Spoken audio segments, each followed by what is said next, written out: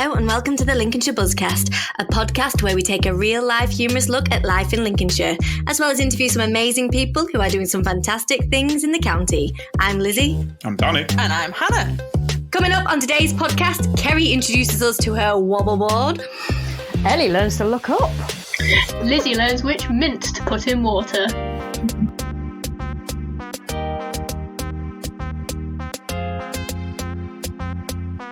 Hello and welcome to episode 10 of the Lincolnshire Buzzcast. I have back with me today, by popular demand of course, Kerry and Ellie. Hello, Kerry and Ellie. Hi. Hello. Like shout out to all my fans out there. Hi, it's Ellie. I appreciate you and I see you. I love Already it. gone to your head, second episode in. I didn't think we'd be back, Ellie. I have to be honest. I knew I'd be back. Kerry was a 50-50. Well, I'm just pleased I didn't put you off. So today we've got an interview in a bit with Tom and Sarah from Epoch. So we've got that to look forward to. But right now, as it's Sunday morning, we're recording this on Friday evening just to, ruin the magician's trick for you all. But as this comes out on Sunday morning, we wanted to talk about one of the things, because this podcast is largely about exciting things going on in Lincolnshire. And there is nothing more exciting going on in Lincolnshire today than Lincoln City Football Club going to Wembley. And we are all going. Yay. So exciting. Oh. So thrilled. It is unreal. So as this is going out and you're listening to all, we're probably all stuck in traffic at this moment in time trying to get down to Wembley in various different vices. Although, Ellie, you go down the night before or you go down on the day? On the day and then stay in afterwards, yeah. We don't plan that far ahead. So yeah, I've never actually. I am a massive football fan. But I've never been to Wembley, so I am. Neither have I. For two reasons: one, to actually go to Wembley. Well, three reasons actually. One, to go to Wembley. Two, to watch a football match again because I haven't watched one in the flesh for a whole year. And three, to see Lincoln actually win. We win. I'll say win. But I'm going to. It'd be nice to watch Lincoln win. And go to the championship. Touch wood. All the wood. All the wood. It's also supposed to be good weather, which is also a positive. Absolutely. Yeah, absolutely. And we've managed to bag a hotel on Wembley Way. So all right. That's really exciting. No, well, only because I wasn't making presumptions that we would be going at all. I'm just truly grateful that we've been lucky enough to be able to get invited along to get tickets to go. But at half time on Saturday, I just said, shall we just see if we can get something with a free cancellation and just in case to hedge our bets, or is that really going to jinx the second half? Bearing in mind how the first half went, which wasn't the best, was it? Let's be honest. Yeah, we all had our hats in our mouths. So I thought either I'm going to have to put a call into the Big Apple and say, look, I've booked a hotel. We need to sort this out, lads. All right, and there we go. So what I'm thinking is maybe I'll do something else to kind of give them a bit. I think I'm going to be probably their mascot. I think. Yeah, you need to chant something. I desperately wanted them to get through, especially to the final. Because I'd written the programme notes for the final, and it didn't really get featured unless we got there. So I'm really grateful to the lads for pulling out the bag so my work could be featured. I imagine that was their only motivation. If I buy a programme, will you sign it, Lizzie? Oh my God, that would be amazing. I'm totally bringing a marker pen. Fortune on eBay. I reckon. Yeah, loads going for that. Honestly, it's going to be so good to be just in that atmosphere. I mean, obviously, it's not every Lincoln fan has been able to go. So, so we have to cheer for about 3 other extra fans that can't make it. And I wholly intend to. I intend to come back with no voice because I've spent the entire time screaming. With a mask over you. With a mask over your face. Yeah, screaming in moderation. Even louder to get through the mask. A parent who is still picking up their child on the school run with the mask on like I am, they will know how hard it is to shout through a mask, because my days, my son keeps running off and I'm going, this mask is very restricting my parenting. So I've had months of practice shouting through a mask. Oh dear. But no, I'm excited. I expect to see an awful lot of Tom Hopper, Alan Shearer style celebrations because of all the goals he's going to score, obviously. Yeah, that was a great celebration. And he's local lad, isn't he? Sort of. He is, yeah. Is he Boston? Yeah, and he did play for Scunthorpe United for a while as well. Did he? Ah. He did, yeah.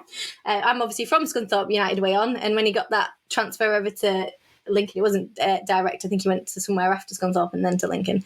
There was an awful lot of people that I know that absolutely adored him from Scunthorpe, like to a case that I'm concerned there might be a stalker. We get to meet Tom Hopper. And I have met him a fair few times, and honestly I can absolutely vouch for the fact he is just the nicest guy, like just the nicest guy. Yeah.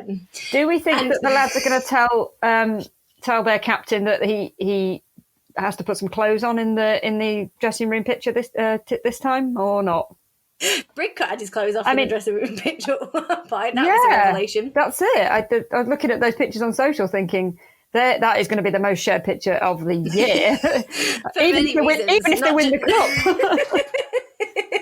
It's like he definitely looked like he'd turned up to a fancy dress party and no one had told him that they were all wearing the kit. Are they going to be wearing the new kit that's obviously dropped today? I think it was today. I think so. I think it's like a tradition when you launch a new kit, you wear it for the last game of the season. Yeah, they'll wear it, will they, on Sunday? I think so. I think I read that somewhere.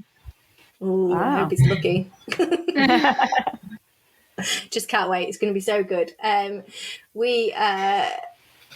Me and Ellie do a lot of stuff with the junior imp stuff as well. So we were sort of compiling an email and stuff and trying to find out different. We'd like to make games. It's Ellie's favourite task to do in the whole month, I assume, of making. Oh yes. And the one that we did this week was all about like you can have those things on Facebook that's like pick your day of the month and this is what you are doing at the stadium. Obviously, the months that me and Elliot are born in like had epic experiences because we made the game so we could make it that way. What do you guys think will be your like top experience and stuff on the day? I can't wait to just walk in and see how Wembley looks from the inside. I think it's just going to be such an amazing feeling. Like, obviously on TV you can see how big it is, but I just think it's going to be awesome. Yeah. I think for me, this is going to sound super cheesy. So cheesy bread? Yeah, but cheesy bread, yeah. Garlic bread with cheese. So my wife and my niece are both going, and they're both massive Lincoln City fans, and her little face, both of their little faces, when they get to the stadium and are there, and I just can't imagine, like they'll just be smiling all day and just be happy, and yeah, just watching the joy on not just their faces, but all the Lincoln fans that are just going to get that day out. I think anyone that went to Wembley before for the Checker Trade, still talks about it now. And, and it was only a few years ago, wasn't it? And it was such a great occasion. And I know there's not going to be, like you said, there's not going to be that many of us there. But I think we're still going to make the same noise as those 27,000 that went to the Checker Trade because, we're, proud to wear the badge, aren't we? Absolutely. Absolutely. I cannot wait. Even from behind the mask, we will be just as loud.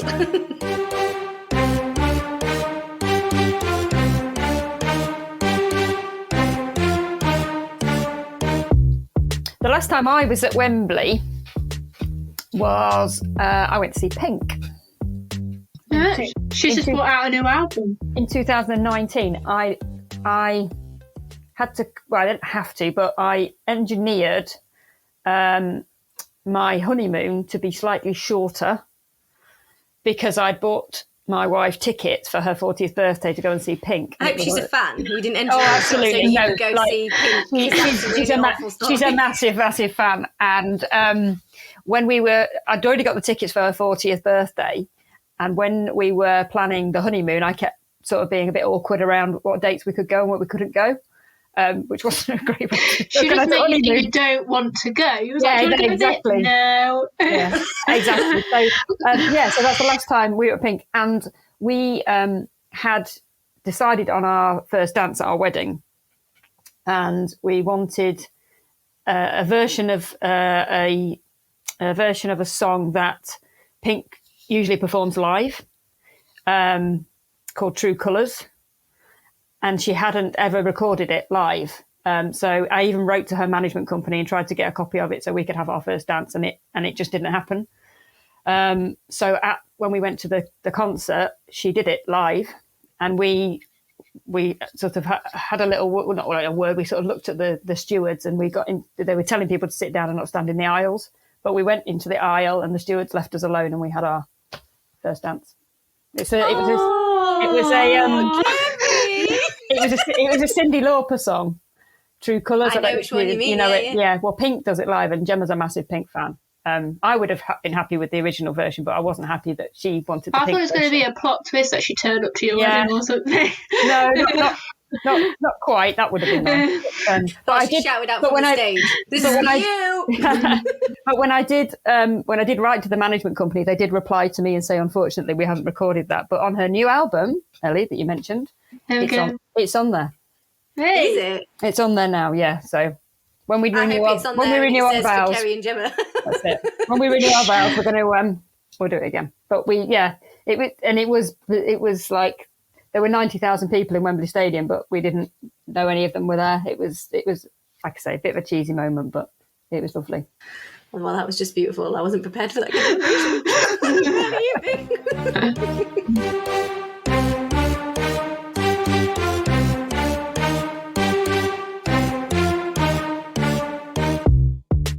Hi, so welcome to this week's podcast.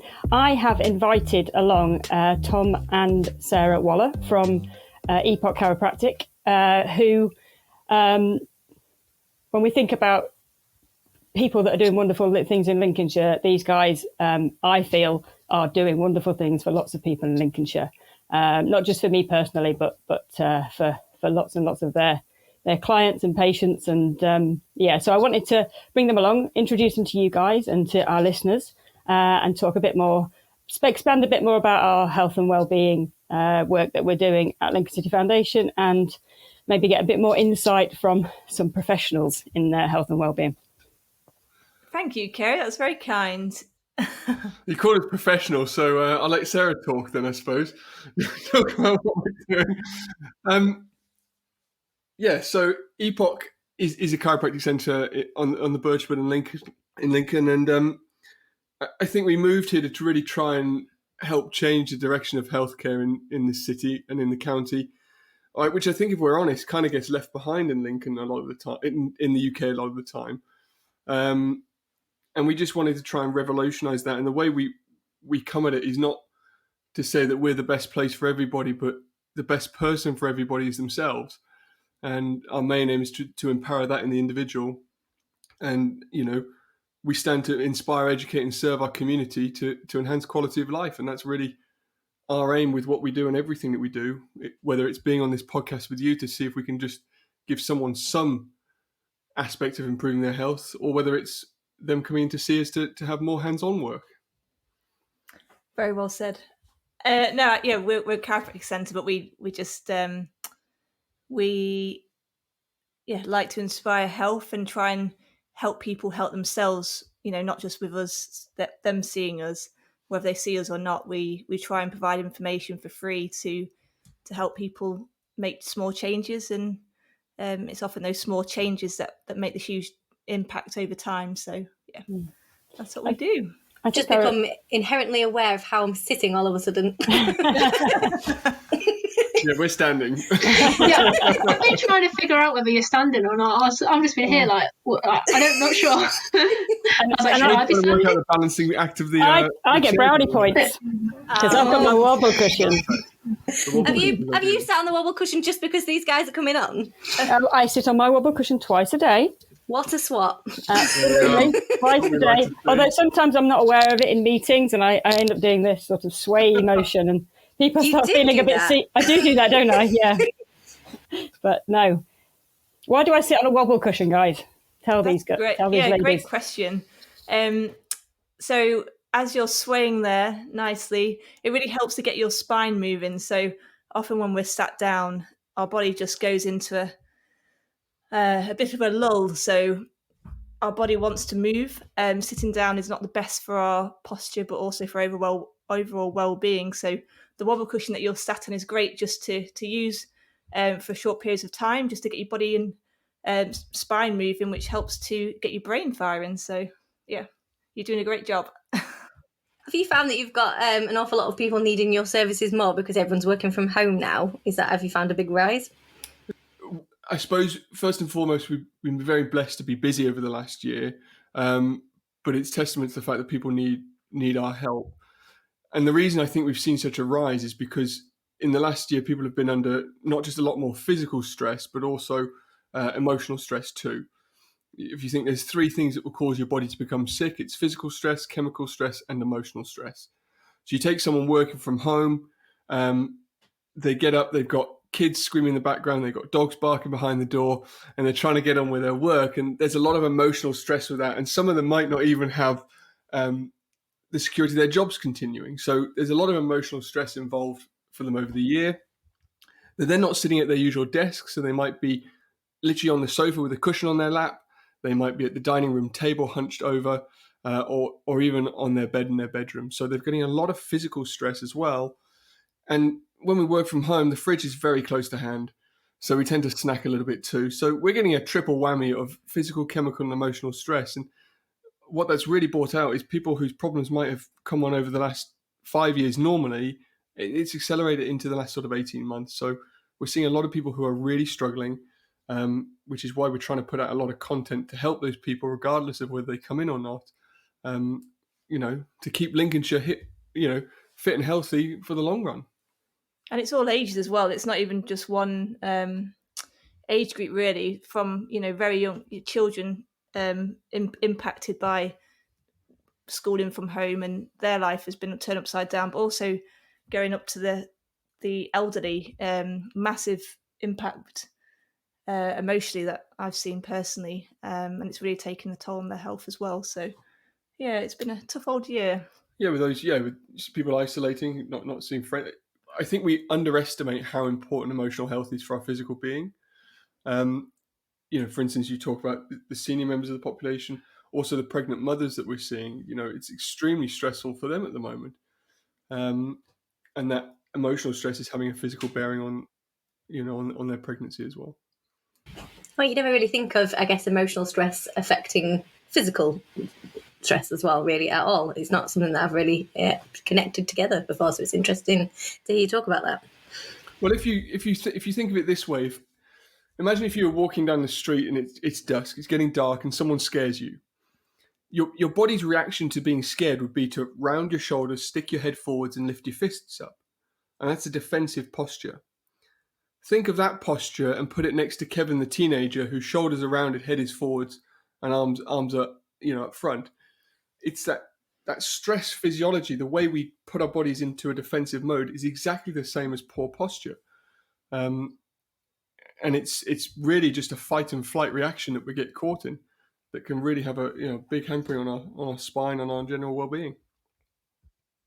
Yeah, I think the thing that I've learned most from getting to know you guys and getting to know my body through my chiropractic journey, if you like, is that it literally affects everything. I know I've seen both of you kind of individually for my adjustments, and sometimes I'll come in with something and I think that it's I don't know, a pain in my shoulder, and Tom or Sarah will go to a completely different part of my body. That fascinates me, that the spine talks to all sorts of organs and movements, and it's absolutely fascinating, I think.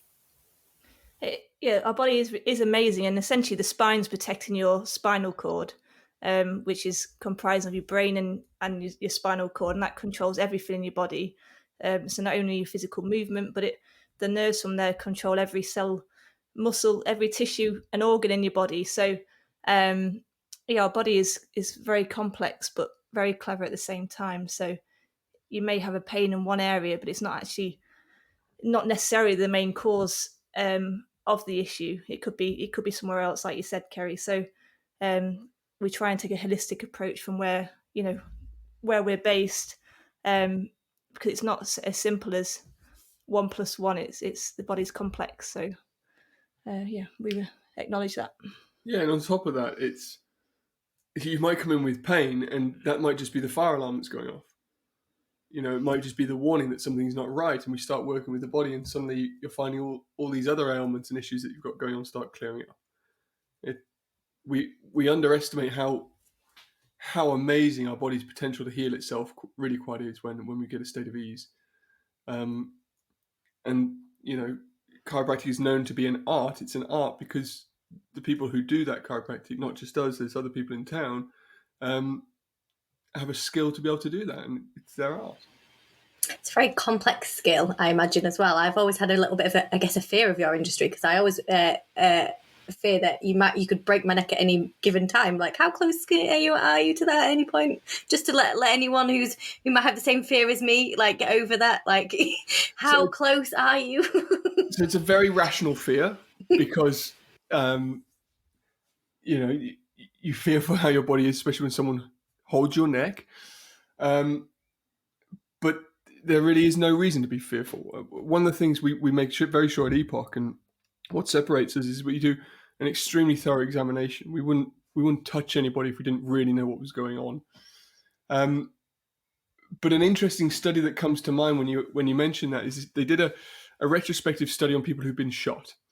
And what they did is they looked at the difference between those who realized that they'd been shot and those who didn't.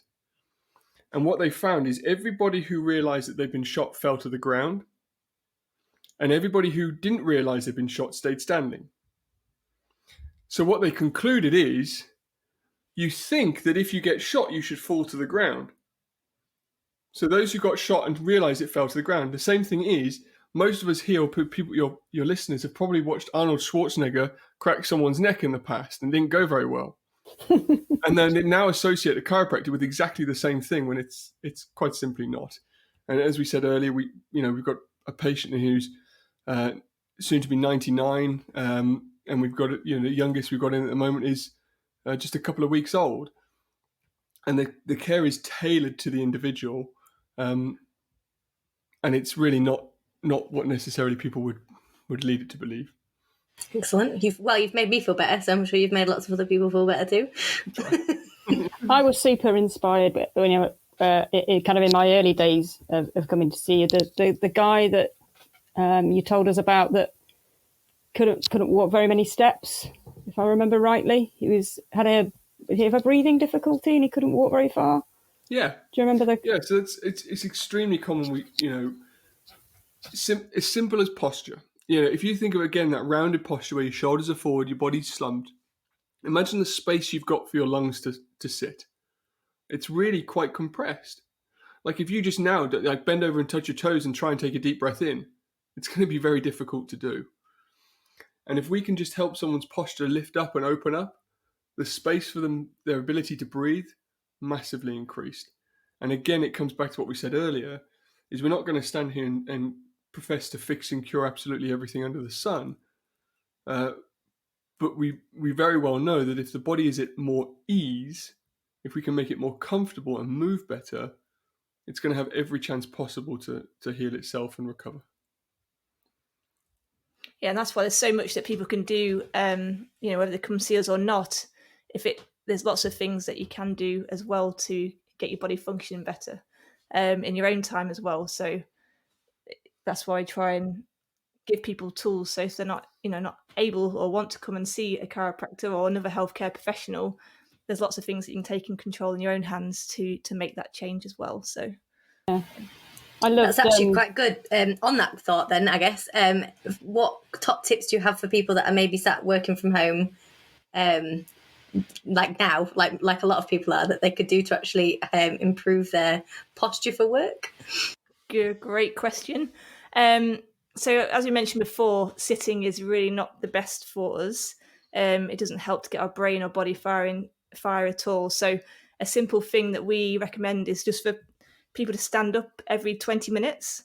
So even if it's just a case of literally standing up and then sitting back down, it can really just help to reset the posture, reset the body. And if you have chance to do a little march on the spot just for a minute, then that can really help then just sit back down. So that's a simple one that most people can probably do in their time, unless they're on a meeting that's video recorded, but most people will. I find turning the camera off during meetings and having a little march on the spot behind seems to work. Exactly. I think we'd get away with that in our organisation. Keep the camera on. I would say keep the camera on. I would say, like, I think We inspire others then, that way. Yeah, If exactly. you stood up and asked why, they'd be like, oh, okay, I'll stand up. The biggest reason people don't take control of their health is the fear of what other people will think. The biggest reason people don't take control of their health is the fear of what other people think. Like, you know, we go into companies and we talk to companies about their well-being, and the biggest thing I say to them is, I can tell you all of this, but if one person in this room starts to mimic somebody else for doing it, the culture will completely change and it will never change. So encouraging everybody to stand up. So you take Steve Jobs, for example. We all know who Steve Jobs was and how successful he was. He never had a meeting sitting down. They were always standing up, walking meetings, because we say as the body moves, the brain grooves. Your brain is fired by movement of the body. I used to work with someone who ran Jamie's restaurants, and Jamie's restaurants always used to have their huddle before they opened, sitting down with breakfast with the team. And we encouraged them to have their huddle with the team actually standing without food, and the productivity of the chain went through the roof. So standing up and sitting down is amazing. And what Sarah said there for standing up every 20 minutes, NASA did a bit of research on that, and they showed that just by standing up and sitting down every 20 minutes, you can put 3 quality years on your life. That's not 3 4 years, 3 quality years, just by standing and sitting down every 20 minutes. It's not difficult. The other thing that can be done, Kerry just did it there a minute ago, she took a sip of water. So again, hydration, really important for every aspect of your body. But the best thing about drinking lots of water when you're at work is you have to go to the loo. Toilet. And when you have to go to the loo, what do you have to do? You have to move. Yeah. It's just simple, easy things that people can do. A lot of money is made out of these ergonomic chairs and desks, which, to be honest, you can sit, but there's no good way to sit. It's all about getting the body moving. So drinking lots of water and standing up every 20 minutes would be as simple and easy a device as I could give. Yeah, I suppose my only one of most people are sat down looking at some form of screen. So ideally have the screen eye level or slightly above elevated, so you can you're not looking down, because that puts strain on your neck, increases the tension in your muscles, and can impact again your posture long term. So stack it on books. If you've got a laptop, stack it on books. So you can get really quite simple laptop stands quite cheaply that help to elevate, and then you can get like a mobile keyboard as well to help. So you're not hunched over and again putting strain on your joints. So that'd be my third one. You said that, and I looked down and I thought, my laptop is really low. Actually, very low. I feel like I've just been sat here thinking of all the things I do wrong. I'm just there like, Very real things to do right. I mean, your head flat. If you're now looking down at your screens, you're potentially reducing the blood flow to your brain by 60%.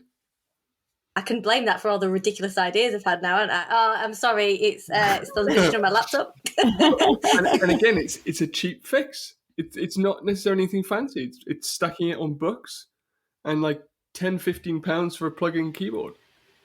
Cheap fixes. Yeah, and me and Ellie are going to do some Amazon shopping tonight. I can just see that right now. I'm getting a wobble cushion. I like it. I just like the name of it. They're great. They're great. They're just playing musical chairs in and out of our meetings, and everyone's going to be wondering what we're doing, but we'll pass the knowledge on. Next time on, we have to stand and march in meetings. That's the criteria. Yeah. Next manager's meeting, Lizzie, I'm getting up and marching, and you're gonna copy me. You. So you won't be on your own. I'll join you. Yeah, that's it. Kerry should lead. Kerry, you can lead it. I nominate you to lead the marching. I do. With my park run that we started again on a Sunday morning with my little juniors, I have to do a warm up with them. We do a couple of minutes warm up to get them going, but I always aim it at the parents, because the parents are always kind of standing with them.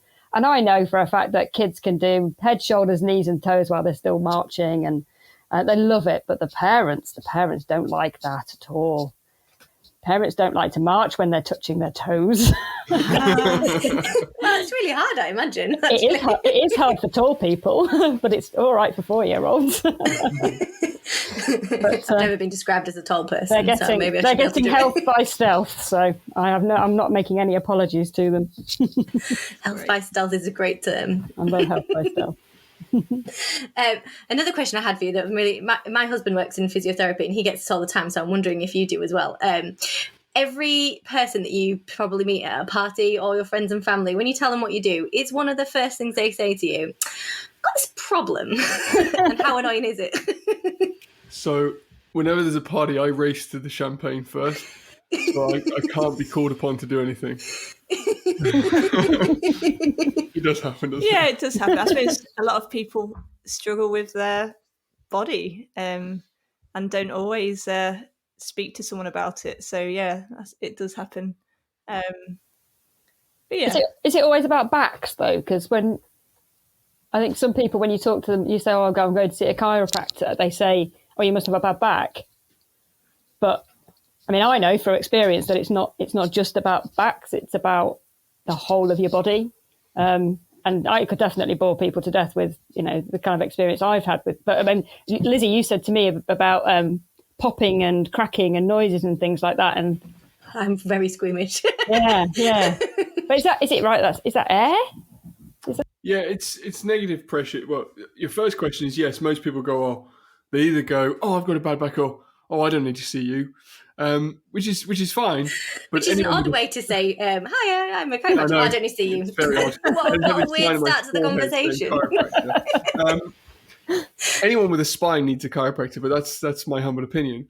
But in terms of the noise that you hear from the joint, it is air. It's negative pressure escaping from the joint. So if you imagine you had a balloon full of water, if you were to blow some extra air into there, you suddenly get a bubble of air form in that void. And as you move a joint, the same sort of thing happens. And as it gets to the end point, that air is released, and that's what you hear. Similar to cracking your knuckles type thing. It doesn't always happen when there's adjustment. It certainly doesn't happen when we adjust babies, and very rarely happens when you adjust very senior people. And it doesn't always have to. There's lots of things that we can do. It don't involve that as well. So, if someone has got really doesn't like it, then we have lots of tools in our toolbox that we can adapt appropriappropriately. Yeah. Some of them look quite vicious, though. Vicious? Yeah, some of them do. When they're coming at you with like a hammer type object, and you think, oh, what is that? You're really selling it. Can we clarify this? Do you come at your customers with a hammer? Only the troublesome ones. At the door with this, yeah. Was it like a comedy inflatable one? You also created a great marketing slogan that everyone with a spine needs us. Can you just plaster that all over everywhere? You've got a spine, you need us. If you think, well, it's I think our country is very behind a lot of other countries in how we proactively look at our health. We have a fantastic National Health Service, but it's a double-edged sword because we lean on it maybe too much. Fantastic in a crisis, but for proactive health and maintaining health, not so good.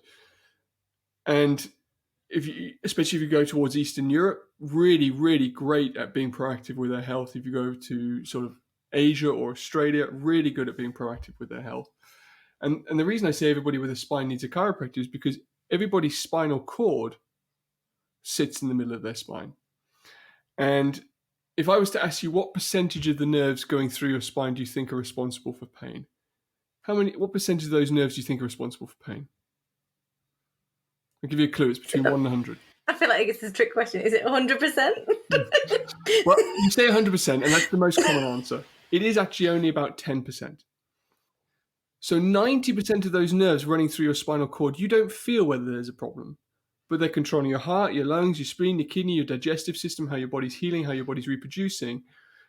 And if there's any problems with your spine, it can change how your body is working. And you might not see that now. you might just walk around with a bit of a rumbling tummy, and then many years down the line, it might manifest into something else. And our aim is just to make sure that for the whole of somebody's life, or for whatever period of the time they choose to see us, whether it's a couple of months or more, that we are allowing their body to be as healthy as it can possibly be, knowing that the one thing that controls every function of you is your brain, and just allowing that communication to make its way through to wherever it needs to go. Fantastic. It's interesting actually that you say that the NHS obviously being as amazing as it is also like the reason that people don't look after their health and stuff, because I can see that, because I know a lot of people will just go to the doctor if they've got a problem and not think about going elsewhere or like looking elsewhere and things like that. And my husband comes across it a lot, that he gets lots of people calling him and saying, "Oh, they just told me to rest," but they don't necessarily think they think they have to be referred, and they don't feel like they can go themselves. I think it's a massive thing that he's come across. Do you come across that quite a bit as well? Yeah, it's true. And we are, primary healthcare, so people can come to us from any part of life. They don't need a referral. And oftentimes we just wait for the problem to happen, and then when the problem comes, we just want someone to get rid of it. But most of us, if we're brutally honest, we behaved our way into that problem in the first place.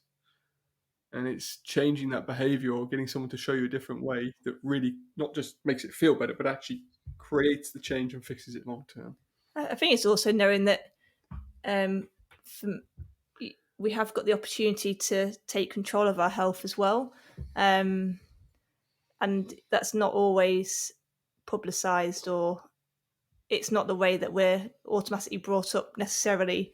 I think oftentimes we think that we're destined to get sick or get old and be unwell, as we get older, and that's just an automatic thing that we assume. But there is so much that we can do proactively, which doesn't cost money.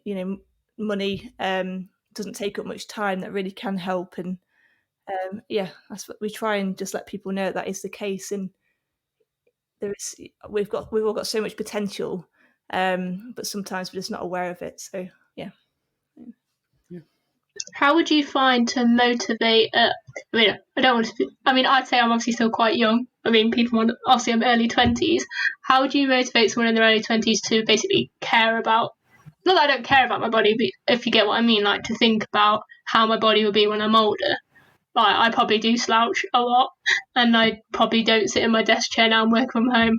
I am guilty of I cross my legs and I'll basically climb on my chair. So how would you motivate me to basically think about my body now? That's a very good question. Unless you think I'm old at 23.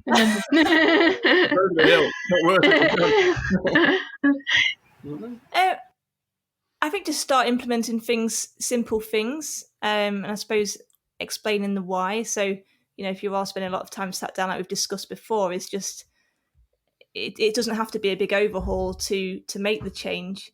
Just simple things that you can do now can really not only help you long term, but also make you feel good in the present now as well.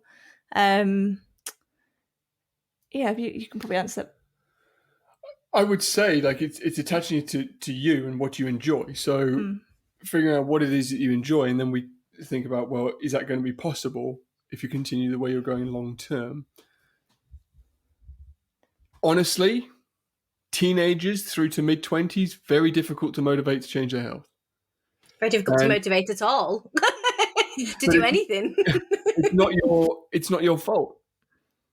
It's the fault of how we've been teaching and how we've been educating on health from a much earlier age.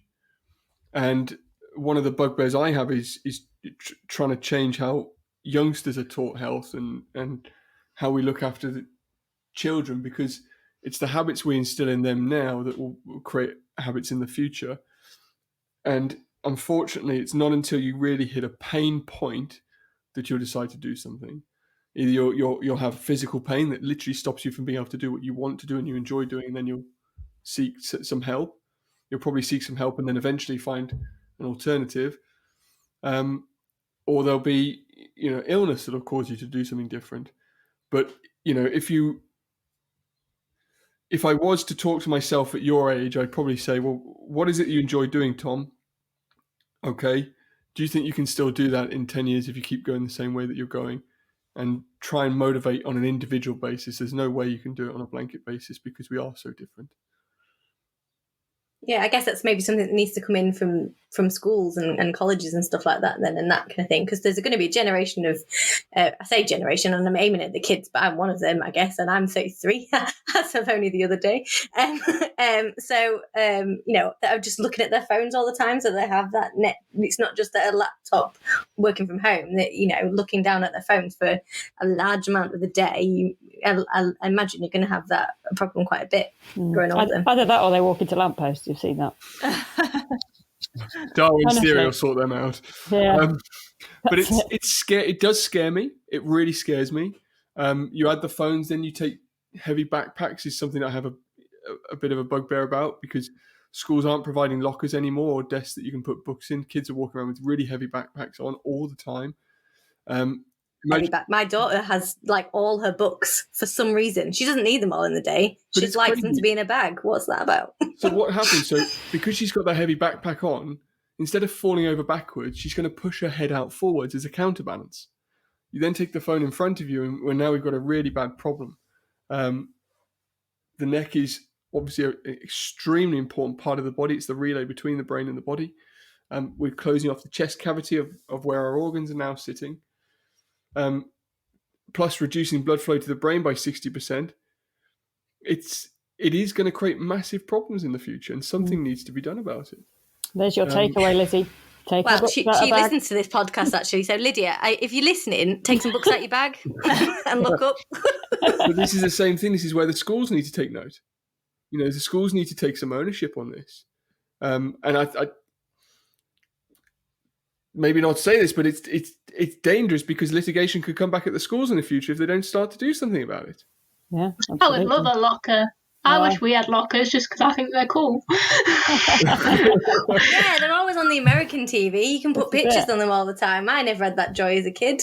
Tom, I feel a Jamie Oliver moment coming here. He changed the world, the schools, their meals and their diets, and yeah, he took away sausage rolls. I was really sad. But you can make joy to the children by giving them lockers. Lockers, yeah. To put their sausage rolls in. Yeah, it's a simple change that could have a dramatic benefit for the children. I suppose we're seeing a little bit now with COVID is that the kids aren't moving between classes now. It's the teachers that are moving between rooms. So therefore, why do kids need to be lugging books everywhere? Why can't they just leave them in the one room? There's a simple solution already in front of us. Although I do think the kids need to be getting up and moving around, because that, again, is another thing that's important for their brain and their wiring. But yeah, there could be a Jamie Oliver moment.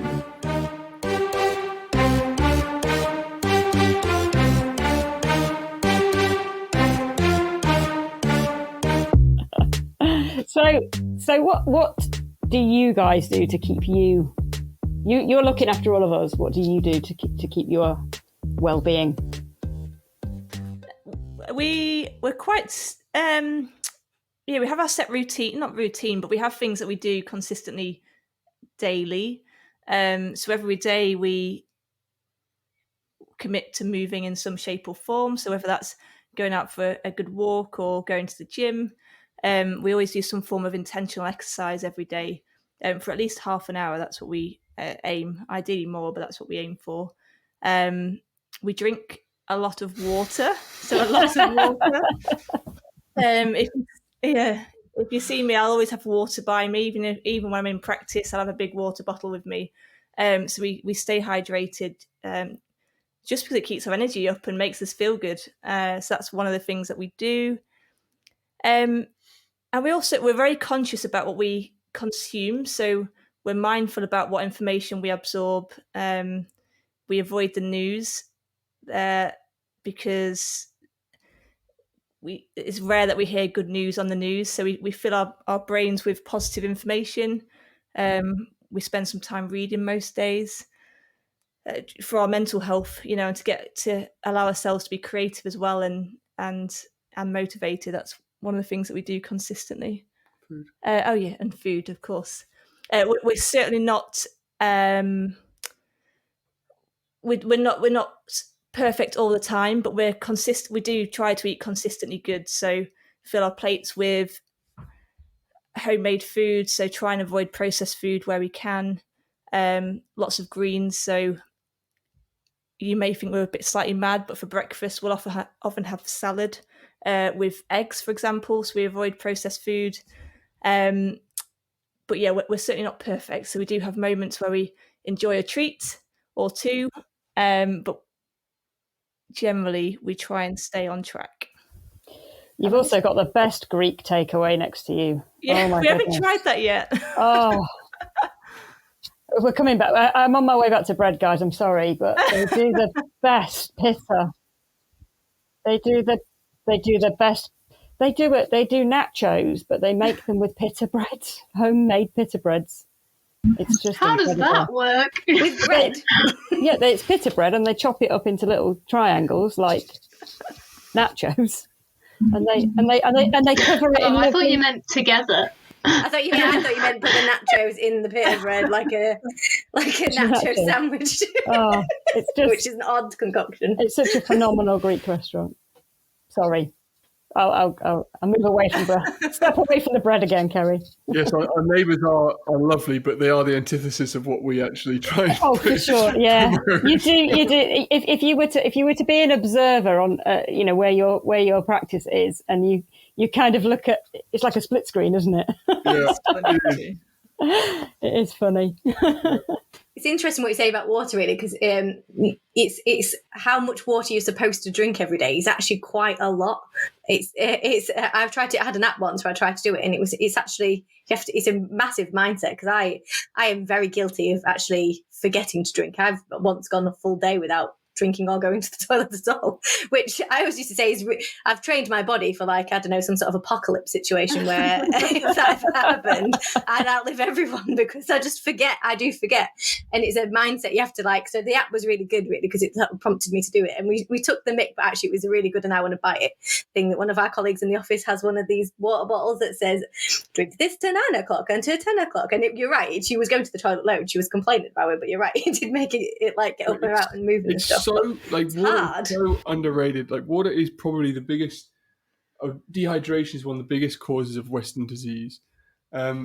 This month coming, we're doing a charity run for it's called Charity Water is the name of the charity we're raising for. And if you look at the statistics on there, more people die every year from dehydration than from war or violence. 40 billion hours a year is spent from women walking to collect water. And one of the biggest causes of children not getting education in Africa is because they are out fetching water. So this is kind of like the humbling moment, like the accountability moment. We have such great access to water, there's no excuse for us to be dehydrated.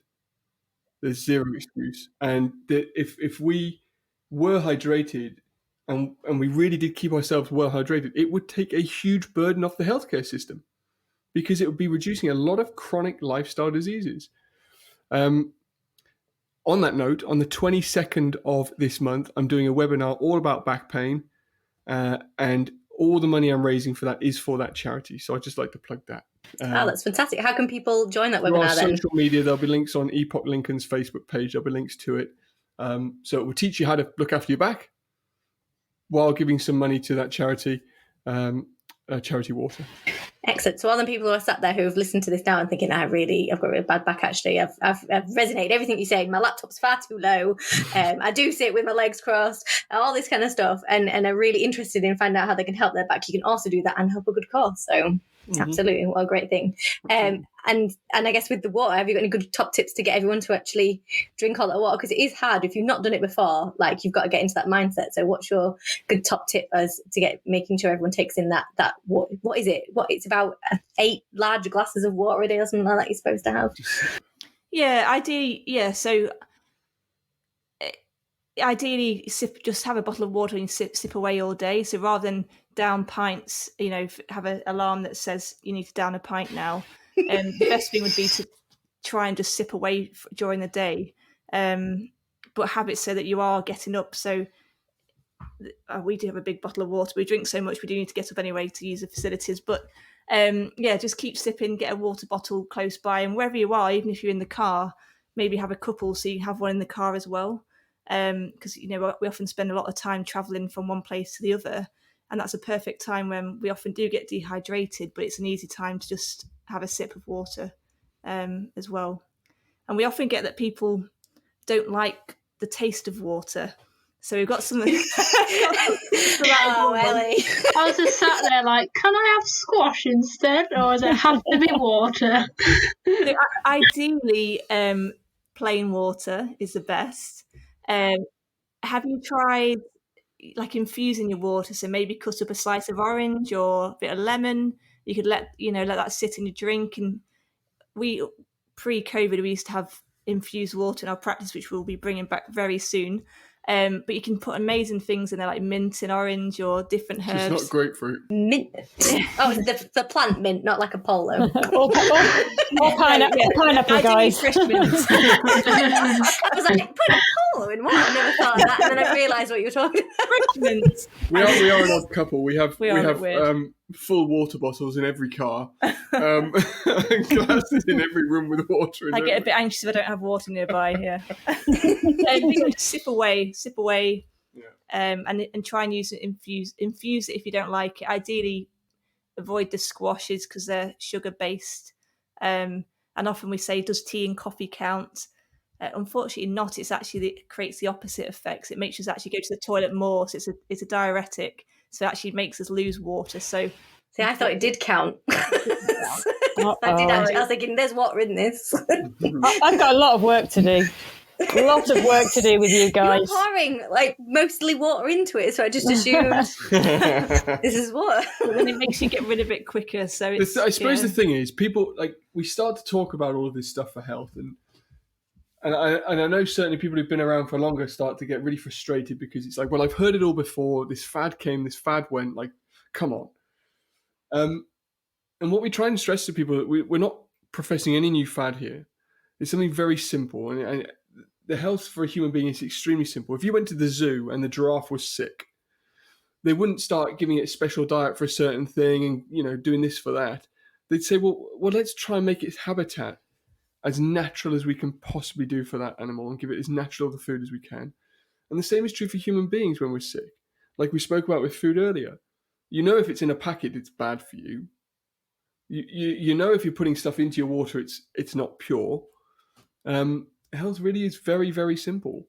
And if you give it the time and eat healthy for a period of time, your taste buds will change. And you'll notice that those things that you thought were really bland really start to become very sweet. And those things that you thought were sweet become unbearable to the taste. But that does take some time. So I need to apologise now because actually, because we have, because I don't have Hanna and Danny with me, who usually remind me to do this. I've forgotten to give you the question that I was supposed to give you beforehand that I allow you to prep for. So I'm going to have to ask you it on the fly.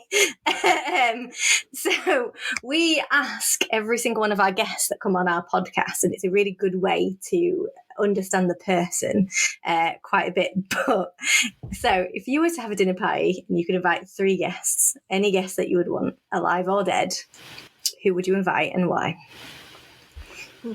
And usually you get the time to prep this so you can think about who you want, but because it's literally I've just remembered this very second. I take it. Yeah, you go ahead. Me? Guess actually. Okay. Probably guess who you're gonna mention. Can you? The Rock. Ooh. Oh, yeah. I'd have Dwayne The Rock Johnson, just so I can give him some man love and just like look at his muscles and speak to him for a bit. I'd have Mozart, who'd come and just play for us all. Nice. And I think... Does he not get to eat? What pork you putting your No, he's just playing in the corner. Have a conversation with him. And I would... Bruce Springsteen? No. You'd have done his whole dinner. Maybe I should have asked you who each other would have had. Am I meant to say Sarah now?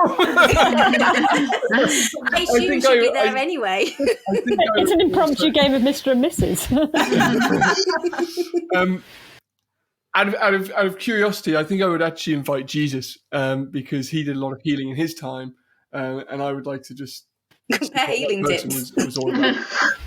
Yeah, so they're my three. The Rock, what a Mozart, great and dinner Jesus. pie! Like you would never imagine to have. That sounds like the start of a joke. Brilliant. So, top that. Oh yeah, I always struggle with this, and yeah, I like to. Tom, maybe you know what who Sarah's going to have. Help her out. There's a lady called Marie Forleo who I admire greatly, who's a coach and an entrepreneur in America. So I'd invite her. She's very inspiring, and I follow her. I'm trying to think. Probably The Rock as well, just to admire it. Dwayne, if you're listening to this podcast, you've got an invitation to 2 dinner pies. You lucky guy. And then number 3, probably Chrissy Wellington, who's a triathlete. Chrissy really actually, you reading Chrissy's book changed a lot of Sarah's life actually. Yeah. Her first book was just inspiring. And I passed her because we used to live in Bristol, and I passed her in Bristol, and I didn't have the courage to go and speak to her, and I should have done. Were you on a bike? That would have been impressive. No, just in town. She overtook her. Yeah. Yeah. Good. Chrissy Wellington, for people listening, is a top triathlete, isn't she? Yes. Yeah. Iron woman. Yeah, she's great. Yeah. Oh, I'm with you there, Sarah. Would you amalgamate these dinner parties, do you think, or would you keep them separate? I think it'd work quite well together. I'd like to see The Rock and Chrissy Wellington having an arm wrestle. That would be great. Chrissy and Dwayne? Yeah. That'd be awesome, wouldn't it? Wouldn't it? and then Jesus and Mozart. Fantastic. Well, it's been great having you on. Before you go, we like to always give our guests a chance to plug something that they want to plug. I know you've already done your webinar, but feel free to do that again, and whatever else you'd like people to know about. Maybe the podcast, and obviously where they can go to find you guys. Yeah, we've got loads of free resources at our websites. We do a weekly blog. So if you go to epochcenters.co.uk, you can find more about us, but also some free resources to help yourself. The webinar, which will be on back pain, and that'll be promoted on our website as well. And that website or Facebook? Both, yeah. And that date is the 22nd of June. It's at 8 p.m. It'll be £5, which, as you said, is going to the charity water. So Epoch, EPOCH, epochcenters.co.uk, or Epoch link in the Facebook group. And then my podcast is called The Dr. Tom Show, which you're welcome to have a listen to as well. Fantastic. We will put all those links in the description for the podcast as well. Thank you for having us. Thank you very much for what you do. It's greatly inspiring, Lincoln. It's been an absolute pleasure.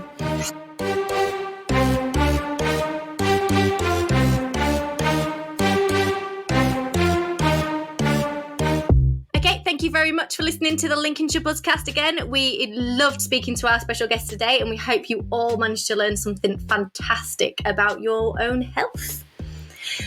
If you enjoyed the podcast and you want to hear more from us, please don't forget to press subscribe so you get notified whenever we put a new podcast out there. If you are interested in anything that we've said and you want to comment on it, then do write in to marketing@lincolncityfoundation.co.uk, and we'd love to read out your thoughts. Other than that, we will see you again next week when we are hopefully interviewing someone about an aqua park. Ooh.